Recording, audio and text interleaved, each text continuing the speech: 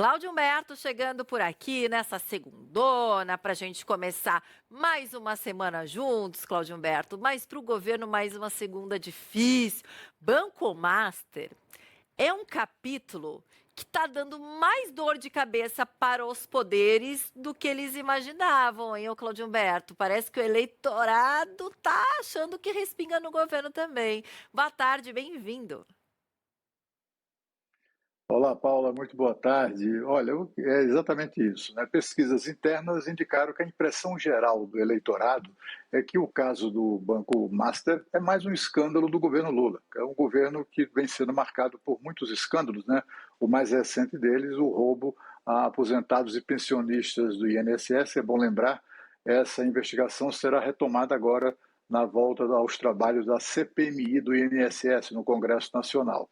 E aí o presidente, na semana passada, em Alagoas, ele fez um discurso lá em que criticou fortemente os que defendem o banqueiro Daniel Vorcar, o Banco Central, como é que se defende um ladrão, enfim. Mas o fato é que ninguém entendeu direito, né? Porque, afinal de contas, não há nenhum defensor conhecido dessa figura, nem muito menos das circunstâncias do escândalo, etc.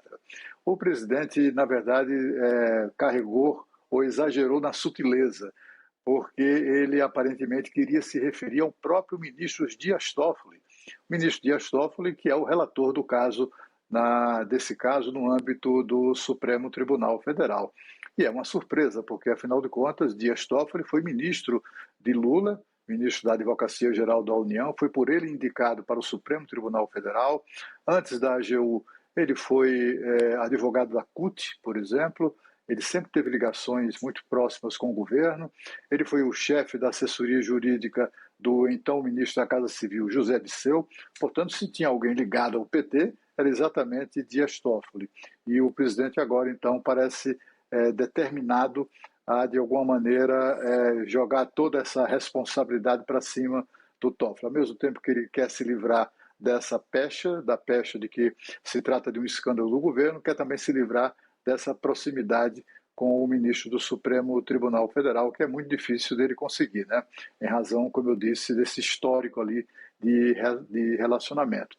Sem contar que é uma demonstração de ingratidão, né? Porque se tem um ministro que está livrando a cara de acusados na Lava Jato, por exemplo, é exatamente o ministro Dias Toffoli, né? Muitos dos descondenados, multas que deixaram, que foram perdoadas ou foram os devedores, né, em contrato de leniência foram dispensados de pagar, multas bilionárias, tudo isso é decisão do ministro, né? E é curioso como o Lula agora parece disposto a isso. Tanto assim que seus auxiliares mais próximos têm procurado jornalistas para dizer exatamente isso. Olha, o presidente está muito irritado com o Toffoli, o presidente, enfim, até gostaria de vê-lo fora do Supremo Tribunal Federal.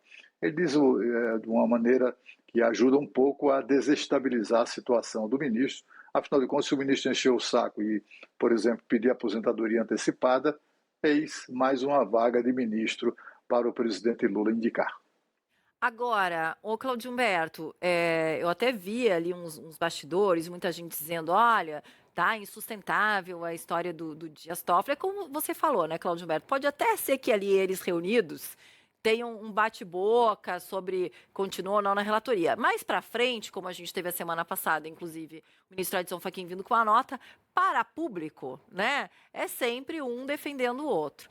E aí que existe ou existiria, não sei, pergunto para você que está sempre por dentro dos bastidores, uma conversa de que, de repente, mudando de turma do STF, ficaria feio, mas não seria tão desagradável assim, ou seja, sairia da relatoria de Dias Toffoli, arranjaria uma vírgula para mudar de turma, ninguém iria contra Dias Toffoli, né? Ele não teria que também desistir, como você falou que isso não vai acontecer, uma mudança de turma poderia acalmar os ânimos. Você acredita que isso pode acontecer mesmo?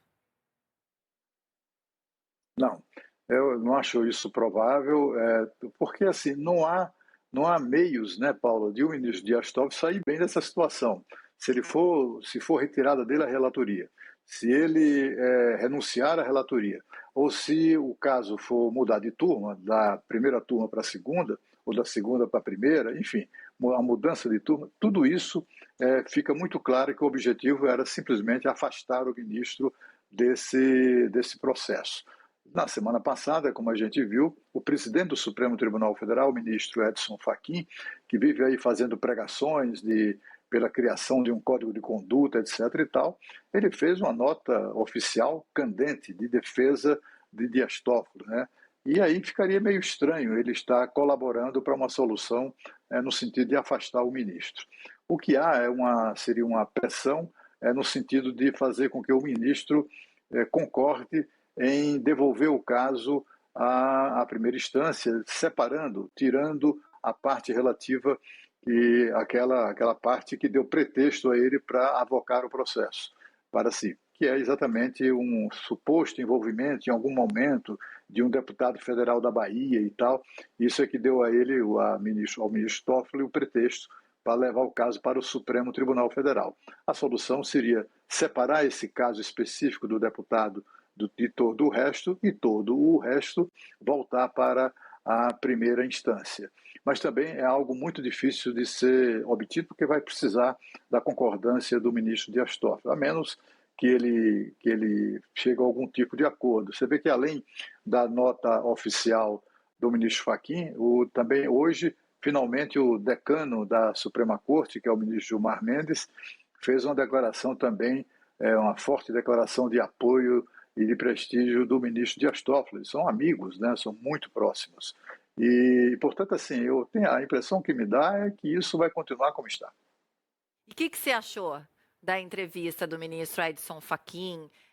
Como é que você avaliou? Ele volta a falar, né, naquela conduta, mas é algo que, enfim, a gente já sabe o que é certo e o que é errado nessa vida, né? Mas realmente, no país onde a gente vive, é bom sempre ter um caderninho de conduta e de ética. Tem gente que não aprendeu isso na escola, não aprendeu em lugar nenhum, viu, Cláudio Humberto? O que você achou da entrevista do ministro Edson Fachin? Olha, aqui em Brasília, a entrevista foi recebida como uma demonstração de fragilidade do ministro. O ministro do Supremo Tribunal Federal fazer entrevistas com declarações que constituem recados aos próprios companheiros do tribunal ficou mal, né? Já chamam aqui o ministro de ministro fraquinho, ou fraquinho, né? Em razão de atitudes como essa. O ministro é um homem decente, um homem direito, não há nada que desabone a conduta dele. Ele tem lá suas simpatias com a esquerda, do ponto de vista ideológico, etc., mas ele tem uma conduta muito correta, né, muito reta. É isso que o mantém e que preserva o respeito de todo mundo por ele. Agora, ele tem demonstrado, não tem demonstrado a firmeza, ou pelo menos a liderança suficiente para, de uma vez por todas, colocar esse código de conduta na ordem do dia, até como presidente, que ele é também, do Conselho Nacional de Justiça, que é o órgão de controle externo da magistratura. Se ele não quer fazer isso lá no âmbito do Supremo, que o faça através do CNJ, mas ele é muito hesitante, né? Tem sido muito hesitante. E, segundo ele, o principal argumento desse comportamento é daqueles que são contra esse código de conduta neste momento, por se tratar de um ano eleitoral. Aí eu não consigo entender qual a relação que há entre o Supremo Tribunal Federal e a política partidária, ou as eleições. O que é que o Supremo tem a ver com isso? Bom, se for essa mesma razão, aí o Supremo está confessando mesmo o seu envolvimento político eleitoral em tudo isso que está acontecendo no país. Mas você acha que ele botou um pouquinho de fogo no parquinho? Porque ele chega a falar ali sobre a questão de um pouco mais de transparência, né, a respeito de familiares. Eu pensei na hora na mulher do Alexandre de Moraes. Fala sobre decisões. Ele não usa monocráticas, mas eu pensei nelas na hora em que ele fala ali, né, sobre decisões que são tomadas por uma única pessoa. Ou você acha que os outros ministros já estavam esperando por isso mesmo? Não é a primeira vez que ele fala sobre isso. Né? Uns 2 meses antes da posse, no lançamento de um livro sobre a atuação dele como magistrado, ele fez essa pregação, né, da autocontenção do Supremo Tribunal Federal e nunca mais falou nessa história. Ele voltou a falar agora nessa entrevista de hoje no jornal O Estado de São Paulo. E certamente incomoda ao ministro essa história de cada ministro do Supremo Tribunal Federal ter ligações muito fortes com o escritório de advocacia, do cônjuge ou da cônjuge, do filho, da filha, de não sei quem mais. Isso tudo é algo que conspira contra a credibilidade do próprio Supremo Tribunal Federal. Imagina, Paula, que um levantamento divulgado hoje indicou que escritórios de advocacia ligados a ministros do Supremo Tribunal Federal advogam em cerca de 1.900 processos em tribunais superiores aqui de Brasil. Você imagina o ministro lá do STM, do TST, do STJ, etc., que recebe um processo cujo principal interessado é o filho ou a esposa ou o marido de ministro do Supremo Tribunal Federal. O peso que isso representa, né? Tudo isso, de fato, é o que mais tem produzido reclamações e queixas e até tem aumentado muito a desconfiança sobre essa transparência de que fala o ministro também, de que o ministro fala também nessa entrevista. Agora, mudando de assunto, como a minha avó dizia, de saco para mala, Cláudio Alberto, eu queria também ver com você um pouquinho da repercussão de bastidores da caminhada do deputado Nicolas Ferreira, esperando por ele ali 18 mil apoiadores, mas sei que já tem parlamentar querendo colocar ele ali na mira, como se ele tivesse chamado aquele raio para cair ali no lugar e ferido as pessoas, enfim. Como é que tá o Diz que me diz que disso aí, hein? Olha, Paula, eu não resisti à curiosidade e fui lá.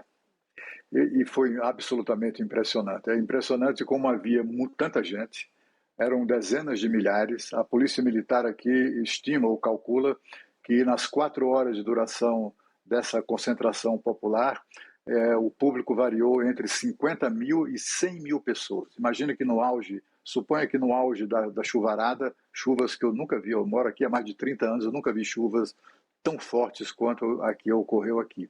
Imagine que eu estava me aproximando na proteção de um carro, né, dessa área aí da concentração, e postes caíam do meu lado, assim. Houve uma árvore aparentemente atingida por um raio, caiu sobre o poste pendeu e o fio tensionado arrastou outro e outro. Assim, era uma cena de filme, né? Cena de distribuição, de destruição, precisamente no mesmo momento em que aquele raio caía lá mais adiante, sei lá, talvez uns 500, 600 metros adiante, na concentração lá da Praça do Cruzeiro. Agora, foi algo muito diferente, né? Porque o que a gente viu, por exemplo, em São Paulo, a Avenida Paulista novamente tomada, lá o litoral do Rio de Janeiro também com milhares de pessoas. Desta vez, a concentração foi provocada por uma caminhada. Esse deputado, o deputado Nicolas Ferreira, que é muito popular nas redes sociais, ele saiu de Paracatu a pé, praticamente sozinho, e com isso veio caminhando para Brasília, numa caminhada que ele batizou como pela justiça e liberdade, por justiça e liberdade. E à medida que ele foi caminhando, as pessoas foram aderindo, as pessoas foram apoiando, e o que era apenas só o deputado, já em poucas horas eram uma dezena, depois isso foi crescendo. Quando chegou na véspera da concentração aqui em Brasília, no sábado à noite, em Lusiânia, um município de Goiás próximo de Brasília, eram dezenas de milhares de pessoas. Eu imagino assim, umas 40 mil pessoas, de noite e chovendo. E as pessoas lá dando apoio, muito emocionadas e tal. E foi uma coisa muito impressionante. E no domingo, tudo aquilo acabou se transformando no que a gente viu na concentração aqui na Praça do Cruzeiro, que é exatamente o local onde se rezou a primeira missa aqui na capital do Brasil.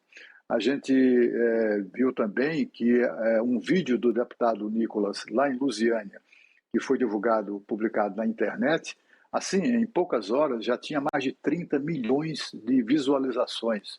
É uma coisa muito impactante. Imagina que são 30 milhões de pessoas, de uma certa maneira, querendo estar ali, naquela praça em Lusiânia, né? E essa turma toda seguiu caminhando até Brasília, enquanto em Brasília as pessoas se concentravam nesse local.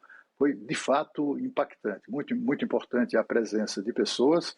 Eu notei uma maioria, para minha surpresa, eu achava que a maioria de uma manifestação conservadora é de pessoas mais velhas, mas não, a maioria era marcadamente jovem, acima de 70% dos presentes eram jovens, muitos com casais, com os filhos. Eu vi bebê de colo, assim, sabe, aquele temporal, os pais embrulharam os filhos de alguma maneira para protegê-los, mas não deixaram de comparecer. Foi, portanto, algo muito importante que incomodou, é claro, a esquerda de uma maneira geral, parlamentares de esquerda, que ficam agora inventando coisa, né? Esse raio que caiu nessa região atingiu. Isso aconteceu umas 2 horas e meia antes da chegada do Nicolas Ferreira no local. Esse raio feriu mais seriamente 3 pessoas que foram levadas ao hospital e de um total de 26 ou 27 pessoas que a maioria delas se queixando de procurar o corpo de bombeiros, o SAMU, o pessoal que estava presente na manifestação, se queixando de hipotermia e coisas do gênero, né? Do ponto de vista do choque, foram poucas as vítimas e nada grave, todas inclusive foram liberadas ainda na noite de ontem.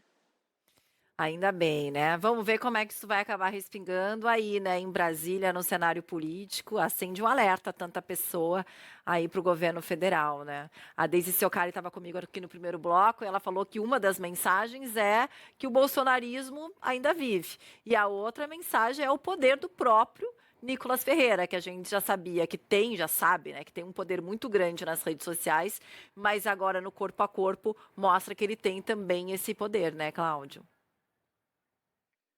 Agora é assim, Paula, as pessoas se referem a isso como uma manifestação bolsonarista, né? Como o Bolsonaro nem sequer foi citado, né? Não tem bolsonarista, né? E também teve muitos, inclusive colegas nossos, né, que se referem a esse tipo de manifestação como manifestação de extrema direita, né? Fica parecendo que é uma marcha de fascistas fazendo gestos nazifascistas, não tem nada disso. Eram famílias, são brasileiros, né, pessoas de todas as classes, de todas as profissões, de todos os matizes, que compareceram lá com muita altivez. Eu fiquei muito impressionado com isso. Eu não imaginava que era nesses termos. Eu estava morto de curiosidade para saber, até pelo temporal que estava caindo, como é que seria. A minha aposta é que seria uma manifestação fraca, e não foi. Uma manifestação que as pessoas não arredaram o pé. Quando caiu o raio, houve uma pequena dispersão. Algumas pessoas se assustaram e saíram, mas estas também acabaram voltando ao local e se mantiveram ali, esperando o deputado debaixo de temporal durante mais de 2 horas e meia até que ele chegou. Foi a única pessoa que discursou, muito saudado, muito acarinhado por todo mundo. Ele fez lá o discurso, ele estava absolutamente extenuado, né? E aí encerrou, pediu que as pessoas, inclusive, voltassem para casa para não dar pretexto a que os de extrema esquerda, né, alegassem qualquer tipo de provocação. Tá certo. Vamos ver como é que isso vai respingar aí nos próximos dias em Brasília, hein? Obrigada, Cláudio Berto. Demos o pontapé inicial para essa semana. Como ela termina, a gente não tem noção, né? Que por aqui é assim. Beijo, até amanhã. Será mais uma semana animada. Sempre. É.